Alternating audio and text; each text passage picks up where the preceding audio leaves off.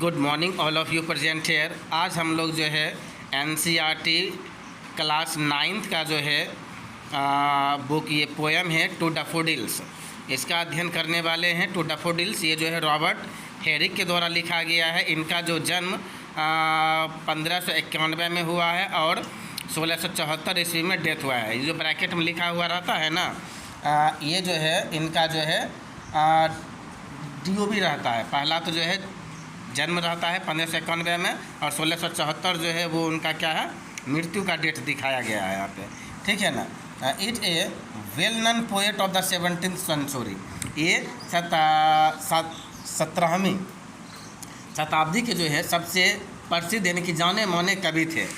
His poems have simplicity, liquidity and brevity, यानी कि इनके जो पोएम है ना, पोएम में बहुत क्या है, सिंपलिसिटी है। सिंपलिसिटी का मतलब होता है एकदम से आसान से आसान भाषा में जो है समझ जाना, एकदम से क्लियर रहता है।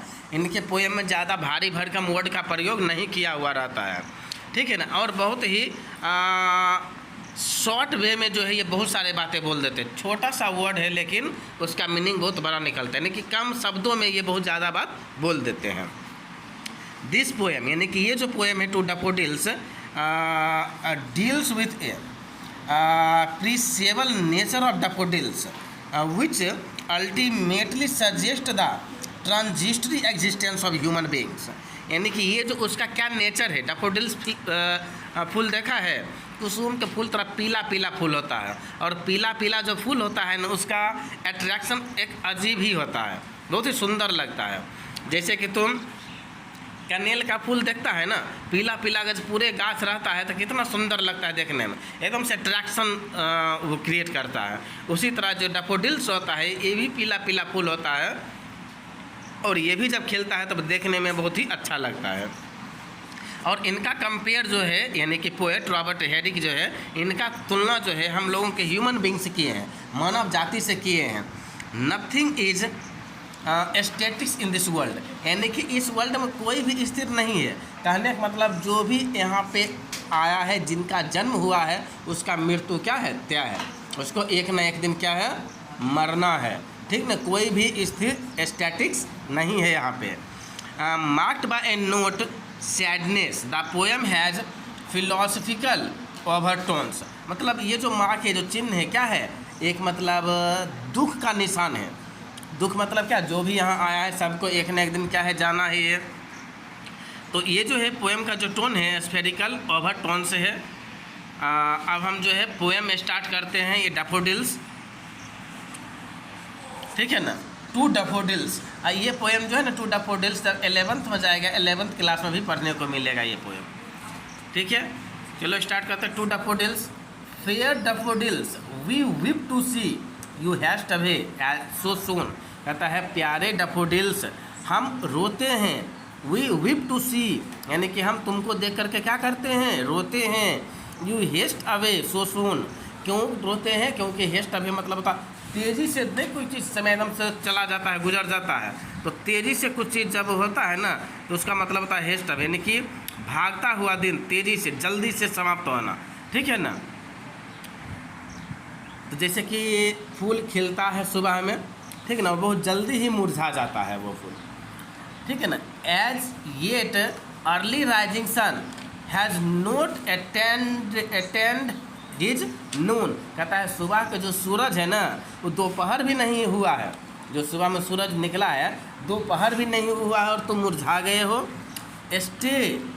Stay until the Hastings day has run, यानी कि रुको, तब तक रुको जब तक शाम नहीं हो जाता है। But to the evening eve song, eve मतलब इवन है, मतलब इवनिंग सॉन्ग, यानी कि इवनिंग सॉन्ग जैसे शाम को जो मंदिर में हम लोग प्रार्थना करते हैं, आरती और कितना जगह लगाया जाता है शाम के समय में, तो ये कहता है कम से कम शाम के आरती तक तो रुको। देखो इसको जो है ना मतलब कंपेयर कर रहे हैं ह्यूमन के लाइफ से, कभी जो है ह्यूमन के लाइफ से कंपेयर कर रहे हैं, क्योंकि सुबह मतलब सुबह का सूरज निकलने का मतलब है कि आदमी का जो है, मानव का जन्म होता है, ठीक है ना। आए बहुत जल्दी मुरझा जाना मतलब दोपहर भी नहीं होता है, आइए फूल मुरझा जाता है। उसी तरह से मतलब जो है ये कवि जो है ह्यूमन लाइफ से रिलेट कर रहे हैं कि जन्म होने के बाद समय कितना तेज़ी से निकलता है कि हम लोगों को पता भी नहीं चलता है।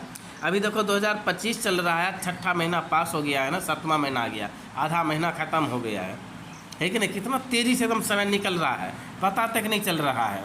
And having prayed together we will go with a long, कहता कि शाम तक रुको, हम भी प्रार्थना कर लेंगे और तुम्हारे साथ साथ ही चलेंगे, ठीक है ना।